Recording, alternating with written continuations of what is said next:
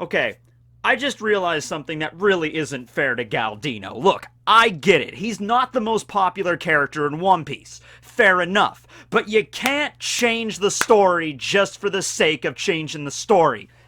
This scene right here, where Ace and Luffy are falling, this happens during Marineford. This happens right after Ace is freed from his handcuffs, and the scaffolding falls apart, and, you know, they're falling, and like, oh my god, they're gonna die, and then Ace activates his Mera no Mi, and he saves everybody with a giant pillar of fire, and he grabs Luffy, and you know what?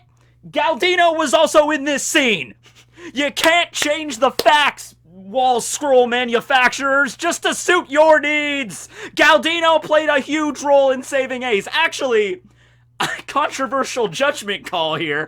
Galdino played more of a role in saving Ace in this particular scene than Luffy did. Luffy showed up, took out the key got shot and broke by Kizaru, and right there, Luffy was like, oh, shit. Like, what else was Luffy gonna do? Sengoku was right there, like, Buddha bash down. You know, I was like, oh god, what am I gonna do? Oh, Galdino, you can save us, right? And Galdino's like, yes, Luffy. Takes off his mighty helmet. He's like, I can save you with my magical wax powers. Oh, so amazing. And so, not only did Galdino, first off, he created a little barrier because Luffy had to use his Higanta Fusen, his giant balloon, in Gear 3rd in order to block Sengoku's punch. Just in and of itself, that was pretty cool. You know, Luffy blocked a punch from Sengoku. That was pretty neat. But then also, Galdino was like, I'm gonna make a key, and I'm gonna free Ace, and yay, Ace is freed! Because of Galdino! Not so much because of Luffy, but Luffy, he blocked a shot from Fleet Admiral Sengoku. I'm not saying he didn't participate, but, you know, the actual act of, like, opening Ace's handcuffs, the thing that literally the entire fleet of a Yonko showed up at Marineford to do, and it was this guy that actually managed to do it. Galdino, I'm giving you the praise you deserve, buddy. Woo, Galdino! I can't whistle. Can't whistle at all. Don't know how to do it. Never learned. So anyway, today we're going to be talking about Mr. 3 Galdino's Doru Doru, or his Wax fruit. This was something that is topical because the design of said fruit was just revealed yesterday in the latest edition of the One Piece magazine. That's right, One Piece magazine Volume 9 was released on my birthday, April 24th. Isn't that pretty cool? Right, alright, and the cover looks cool too. You got Luffy there with a brush and everything, that's neat. I love the One Piece magazines, and I love what Oda's been doing with them. I say this every time I talk about them, but yeah, it's released, I think, biannually, or maybe tri-annually, like 2 or 3 issues a year, and in every issue we get 2 new designs for the devil fruits that we already knew the devil fruits, we knew the characters that had them and everything, and what they could do, but in One Piece we don't really get to see the designs of them all too often. It seems like in recent story arcs, Oda's been focusing a lot more on actually showing us what devil fruits look like, but the magazine is a great way to do that. So this issue, we got Wapple's Baku Baku no Min, which looks cool. I mean, it's not the most striking one, but given it's like the chomp chomp fruit, the fruit that allows you to eat pretty much anything. It has like a jaw design, sort of like a chain chomp kind of design, or like a Latoto Lampert design from Bleach, you know, and it makes sense. And then you have Galdino's Doru Doru, which I love this design. I mean, this takes it away from me design-wise, okay? So right away, obviously, it looks like a candle, but I love the added detail where even the stem of the fruit is also looks like wax, and the whole thing is melting, even the stem. I love that. Makes me kind of question whether or not Galdino, like how he came across the fruit, like, because if you see this, you know, you would think that it was just a candle, because, you know, you can make pretty much crazy stuff out of candles, as we're going to get to in a second, but, you know, I've seen candles in crazy designs, because you just basically, all you have to do is mold something out of wax, and you can color it, and you can dye it, and you can paint it however you want, and you just add a wick to it, and there you go. I've seen, my family way back when actually used to have, like, a Santa Claus, like, statue, like, it was, like, this tall, and it had a wick. It was a candle. We never lit it, because it just looked cool, but we had it. I remember for a very long time we had this giant white candle. It had like 4 wicks in it. We would light it all the time, and the thing just took forever to melt down. And I remember one day, it was probably about, I think like 2012, 2013 or something, my mom had this candle on the coffee table, and she lit all 4 wicks, and she forgot about it, and she, like, went away, and then did some stuff, and then she went upstairs, and later that night, I came downstairs to watch some TV, and I walked into our living room, and I was met with this. So, very close to being a bit of a fire hazard, maybe. It was very fortunate that that's all that happened and it didn't, like, catch fire to, like, the living room or something. But, to give you an idea for the durability of wax, like how terrifying wax is as a power, that mark on our carpet, it's still there 7 years later. Want me to prove it? Well, I'm gonna. There's Duchess stretching. And this is her beanbag chair. It's actually my beanbag chair, but it's her beanbag chair because she said so. And underneath the beanbag chair, we have a toy. Could you, wait, hold up. Duchess, fetch. You want to play with the dryer ball and not your actual toy. Okay, fine, there you go. Holy crap. And you can still see it, kinda, right here. So that happened about, like, 7 years ago. Yep. Don't be messing with a wax fruit. I'll tell you what, if there's some devil fruit out there in One Piece that can turn you into a human carpet, there's a fruit that can turn you into a damn jacket. So don't tell me there's not somewhere out there in the One Piece world, there's a Paramecia, the carpet fruit, okay? If that person ever faces off against Gal Dino, he is gonna get wrecked. He's gonna get curb stomped by Gal Dino. Alright, so, the thing that you gotta understand about this fruit is that it is incredibly multifaceted. It is, thinking about it just a little bit, it's essentially the 3D printer fruit. Because you can make any kind of shape or design that you desire. Going along with the same line as like the Oppi Oppi no Mi, where you get the most out of the Oppi Oppi no Mi if you're an actual doctor or a surgeon, as Law is, so he can use it to its fullest extent.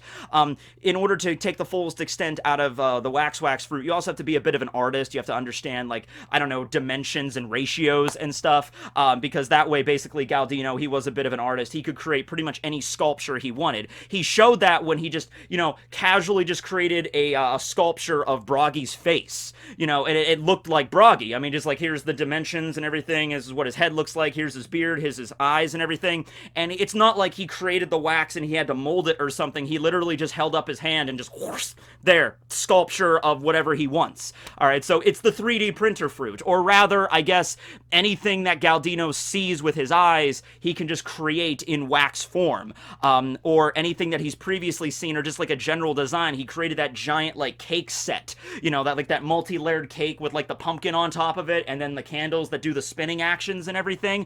You know, he just created that, and it didn't seem like it was even that big of a deal. He's just like, ultimate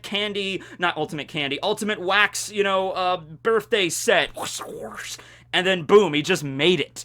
Alright, so, it's still wax, and the major, you know, downside of this fruit, and that's the way that Usopp and Luffy were able to defeat him, was that it can still melt. So if you crank the heat up high enough, or if you, like as Usopp did, Usopp basically took a rope, doused in oil, and he ran it all around the entire, like, birthday cake, and then he lit it, and then the fire melted the wax. But beyond that weakness, which, yeah, is a big deal, you can't just overlook that, but beyond that, this is an incredibly multifaceted fruit. So, for one thing, the wax, when it hardens, is as strong as steel, so that's already a huge advantage, okay? So, you know, if this was just regular wax, like you would see on, like, a candle you just buy at the store, and it had the consistency of said wax, it would be rather useless. I mean, no, you could still use it for stuff, but I'm just saying, like, you couldn't make weapons out of this wax, okay? You couldn't make, like, a sword out of the wax. You try to, like, attack somebody with a wax sword, and if it's actual wax, like from like beeswax from our world, it would just, like, you'd hit the person and just it would crumble apart, right? So this wax is hard as steel, which adds a whole new dimension to this, so he can make swords and shields and armor, and he made, like, a giant mech that he fought against Luffy with. He gave Luffy, you know, mechanized, you know, Super Sentai armor, which is one of the coolest scenes of the entire Impel Down arc. I love that scene. It was beautiful, especially the way they did it in the anime, where Luffy just grabs Mr. 3, and he's like, hey, Mr. 3, I'm gonna go up against Magellan again. I need your help. And he's like, oh, can't we just leave? I was like, I was being cool back there a little bit. Can't we just leave? He's like, no. I have an idea. Can you give me super awesome mechanical arms and legs, like when in that mech thing that I beat the crap out of you with way back on the dinosaur island?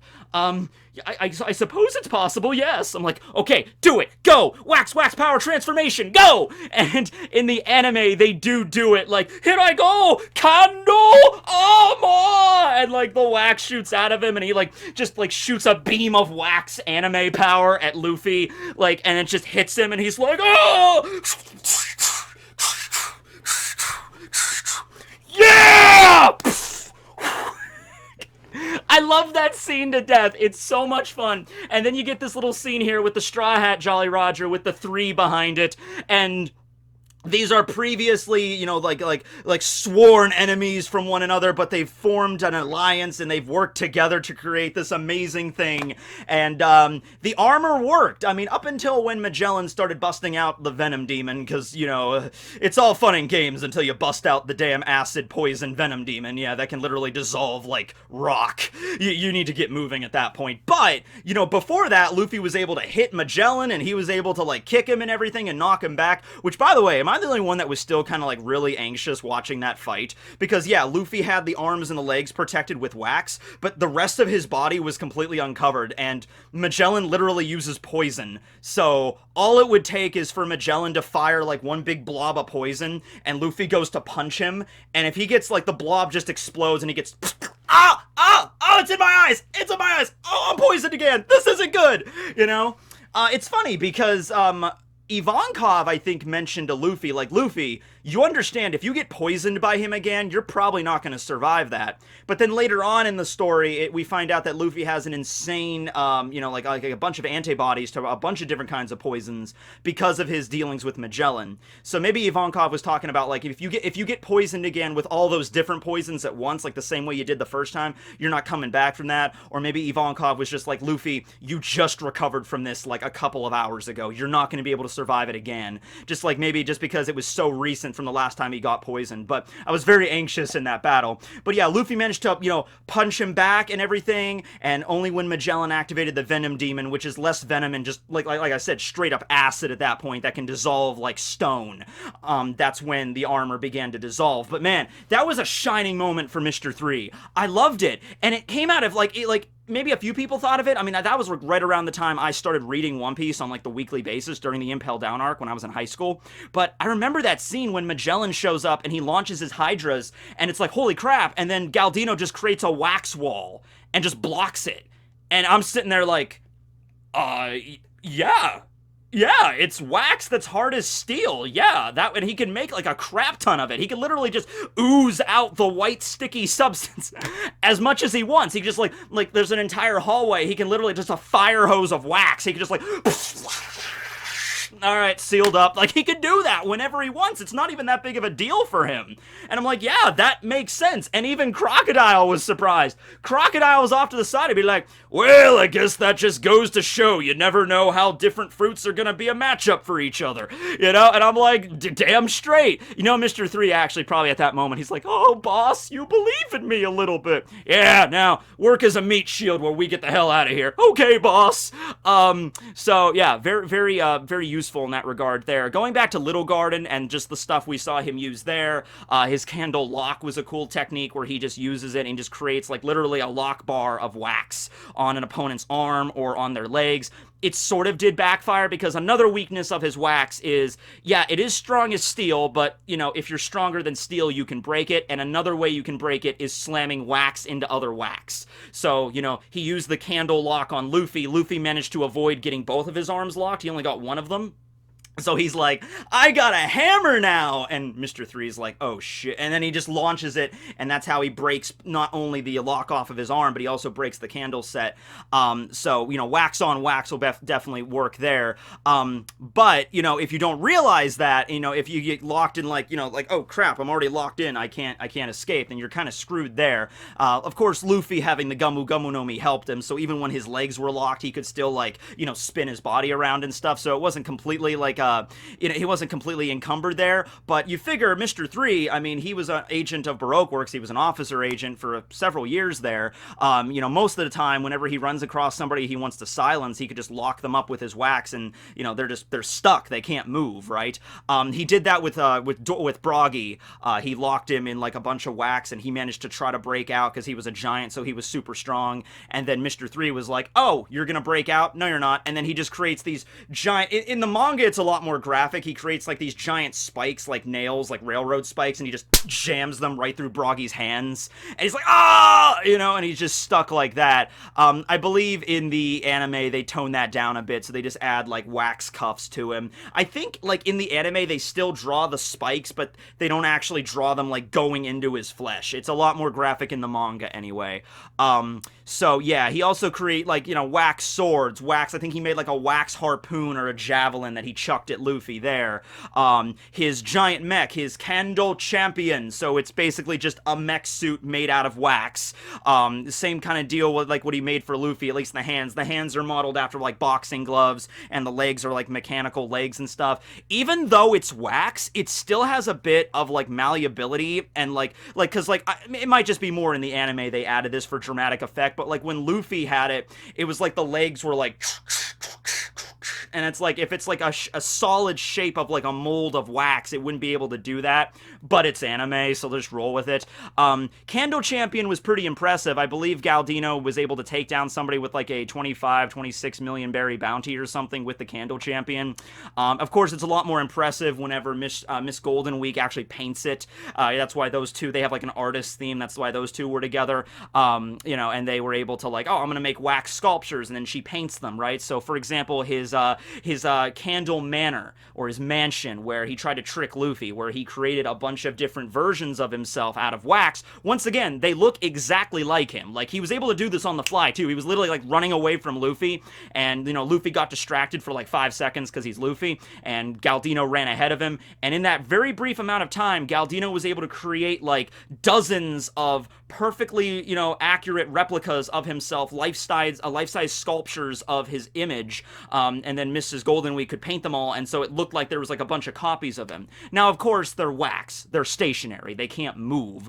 But that was supposed to be his ultimate getaway, like, oh, you don't know which one it is, do you? And then Luffy, of course, this actually might have been one of the first exposures to like observation hockey. I mean, maybe. It was pretty early on in One Piece, but it could be, because Luffy really had no effort. Luffy was just like, boom! And it just gets taken out. Reminds me of that, remember that Key and Peele sketch with the murderer in the House of Mirrors and everything? Like, detective, you can't, okay, detective, you don't know you're just pointing your gun at a mirror right now. Yeah, it's kind of like that, what it reminds me of. But Luffy had no effort in finding him and just punching him out. So, yeah, it might in fact have been like an early telling of observation. Maybe if you want to go with it, fine.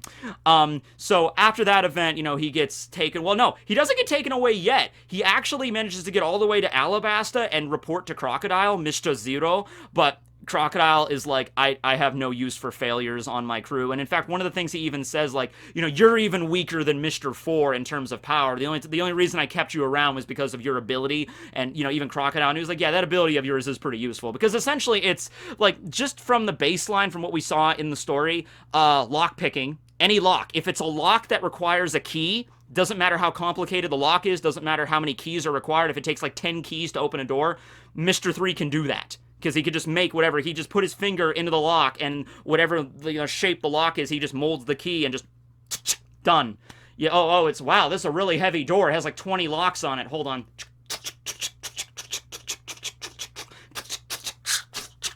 Done. You know, easy, right?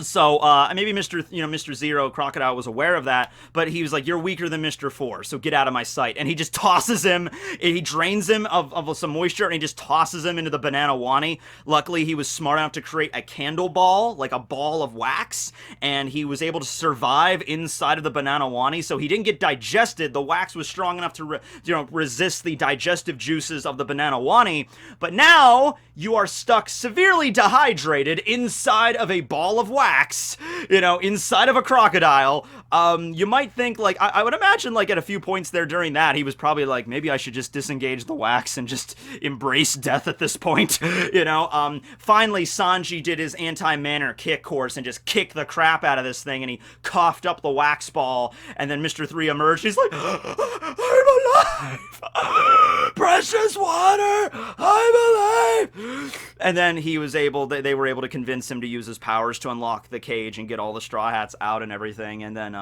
Yeah.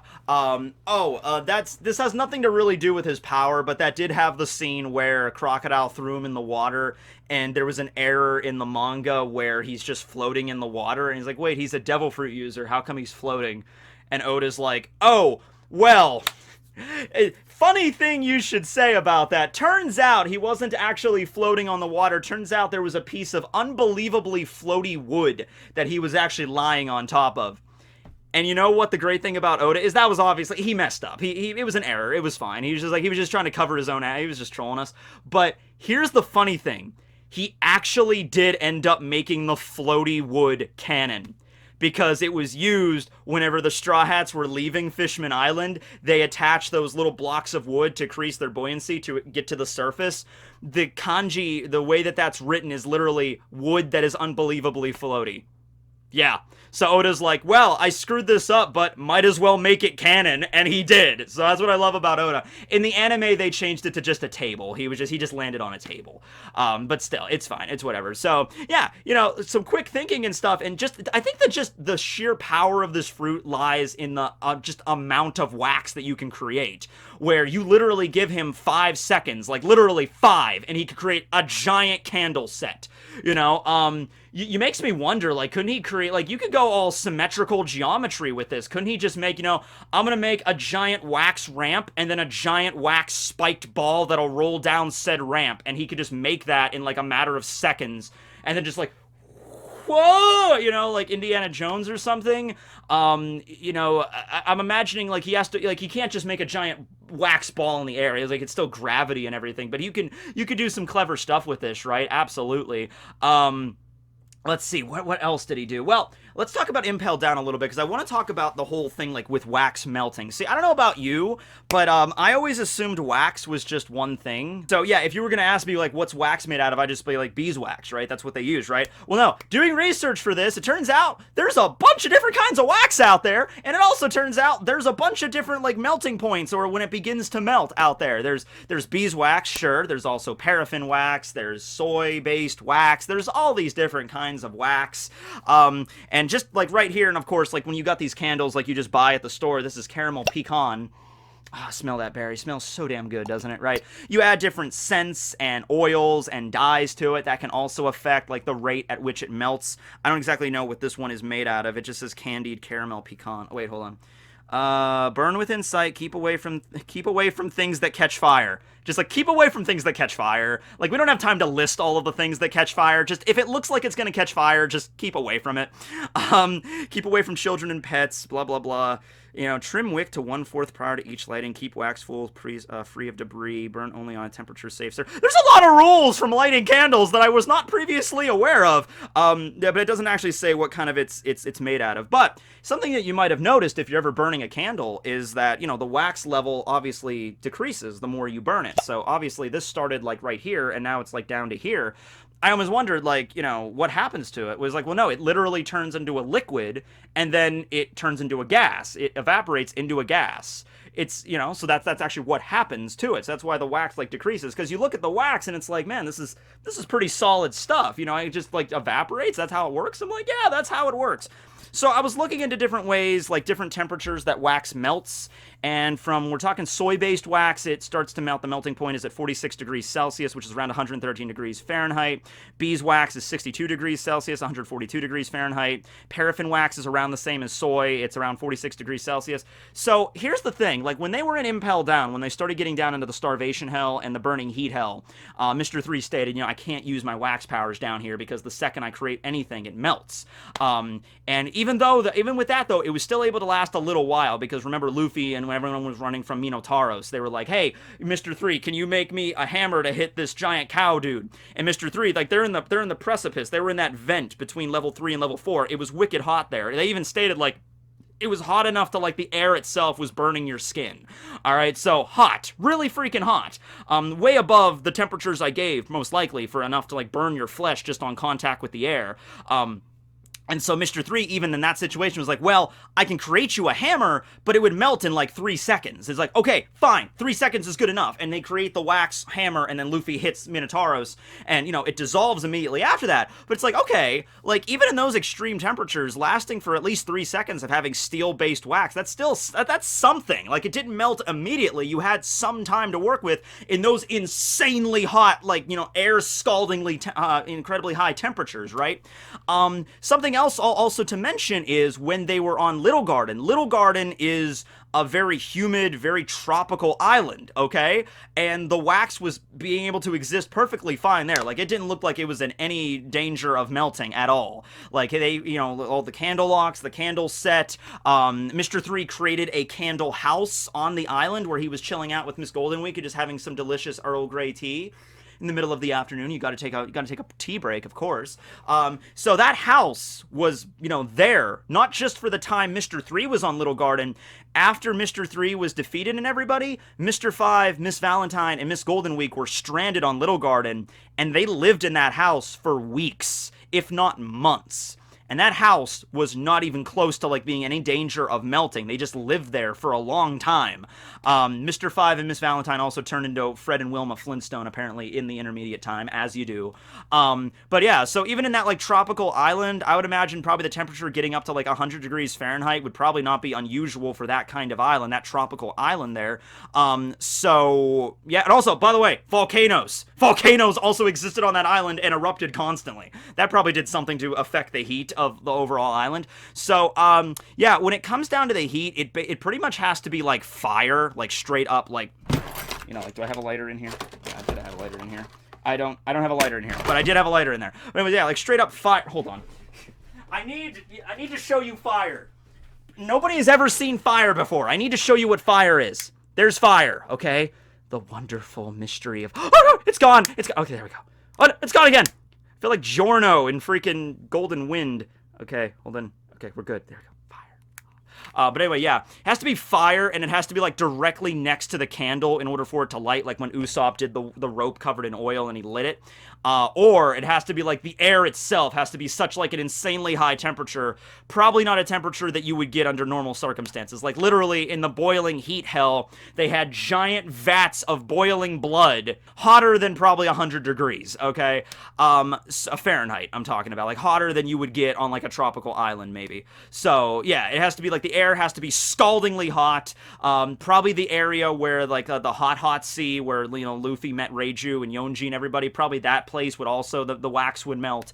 But other than that, it's pretty damn durable wax. I also thought about all the other things you could do with this. Like, since it is literally like a 3D printer fruit, let's say you're on, like, let's say something breaks. Let's say some kind of mechanical piece of equipment breaks, like a gear or something. It's like, oh no, the gear broke. He's like, you can literally make a perfect replica of the gear. I guess as long as the temperature doesn't get too high, the friction doesn't get too high, you could still work perfectly fine. Or it would at least, like, work in a pinch. It would work for a little while there. It was also stated that Mr. 3's ship actually functions on, it works kind of like similar to the Striker. Ace's ship works on his Maramara no Mi. Mr. 3's ship runs on his Doro Doro powers. It was never really revealed exactly how it does, but it does. Going along with wax, just because, like, he's not just wax, he's the essence of a candle. He's a candle man. So that means also fire plays a role here. So whenever he activates his Doro Doro powers, the top of his head lights on fire like a candle wick.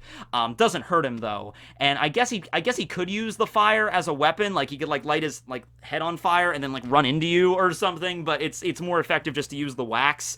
And whenever he created that candle set, that, like, the spinning candle set that, like, drizzled down, like, the little wax particles that slowly began to turn Nami, Vivi, and Zoro into wax sculptures, you know, that also had, you know, fire at the top. So he's like, he can create fire on himself, and whenever he creates a candle, if he so desires, he can make the candle just wax, or he can also ignite it. But once again, it's just a candle wick. It's just a little fire. He's not actually, like, he can't, like, he can't do the he can. You know, Gal Dino cannot do the he can or anything like that. And at the end of the day, you know, he's actually weak to fire when there's enough of it around him. Yeah, but still, pretty useful fruit there. And I'm actually hoping to see him again. He's part of Buggy's crew right now, you know, Buggy's delivery service, but now they're no longer warlords, so they're kind of on the run. So I'm sure he is going to run away with Alvida and Galdino and Kabaji and Moji and everybody from his original crew. He's probably going to bail the hell out of there, and Buggy's going to try to get away and maybe go to see Shanks or somebody that can protect him. I don't know. But Galdino will still be present, and Galdino, it's a very useful fruit. I guess, I mean, I don't know if this would work necessarily, but could you create a boat out of wax? Because we've seen, you know, we've seen like Perospero create like the candy slugs that can survive on the water.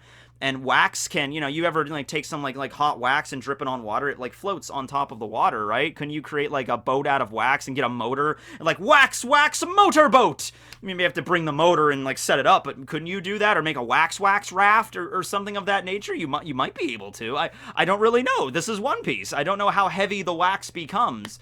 Oh shit! Could you make the wax hollow?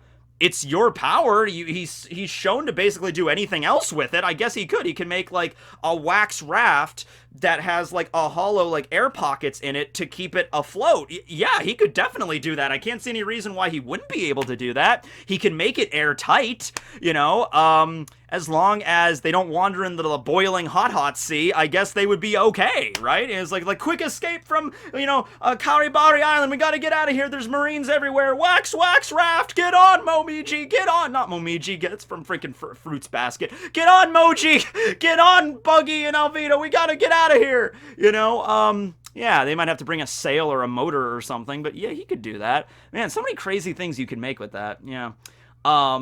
You know, I guess, like, if he really wanted to, he could just keep piling on the wax layers over and over again as, like, you know, to seal you up, so he can, like, lock you up with, like, you know, the wax handcuffs, but he could just keep piling on more and more wax and keep shoving nails through you and everything and make a giant block of wax to weigh you down to, like, absolutely, like, I'm imagining Mr. 3 fighting Kaido right now. He's like, lock him up, or Big Mom or somebody, like, just restrain him, you know, wax chains, giant wax block, wax spikes, you know, just restrain him. Giant wax chains like the size of like a freaking Mack truck, just, you know, lock them all up, you know, like do all that kind of stuff. It probably wouldn't help because it's Kaido, but, you know, like, I'm imagining him doing that and just find it funny. Yeah, it's a pretty useful fruit, I would say. A lot of different ways you can utilize it. But yeah, that's the Dorurumi. That's the wax fruit. Thanks for watching, everybody. Do not sleep on Gal Dino. He's gonna come back in a big way in this story. Actually, you know what? If I had to, like, okay, out of all of Buggy's crew, I mean, we all know Buggy is a deity right up there with Usopp, but if I was going to pick, like, the strongest member of Buggy's, like, core group of pirates, not including, like, all the extended members of the delivery service, because we don't really know much about them, but if I was going to pick, like, the strongest fighter out of, like, Buggy, Alvida, Moji, Kabaji, you know, all the other members of the original Buggy Pirates, and then Mr. 3, Gal Dino, I would probably select Gal Dino just because of all the stuff he can do. You know, it's a lot of, I mean, he's an artist and he can learn more stuff. He might have learned some new tricks. An awakening form of this fruit? I mean, like, hell, an awakening form might actually be able to, like, maybe you could control the wax, like, puppets, like wax puppets. There you go. You can move them around and they're, like malleable and stuff, maybe. It would probably just turn the surrounding area into wax, but also you can control it, you know? So, like, wax village, wax villa, and he creates an entire, like, manor out of wax. Like, he could probably even do that right now. Like, there's no limit here, really. You make a giant wax mansion with, like, a giant spiral staircase if he wanted to. Yeah, it'd be great. All right, well, anyway, thanks for watching, everybody. This will be Tekking101 signing out. Later.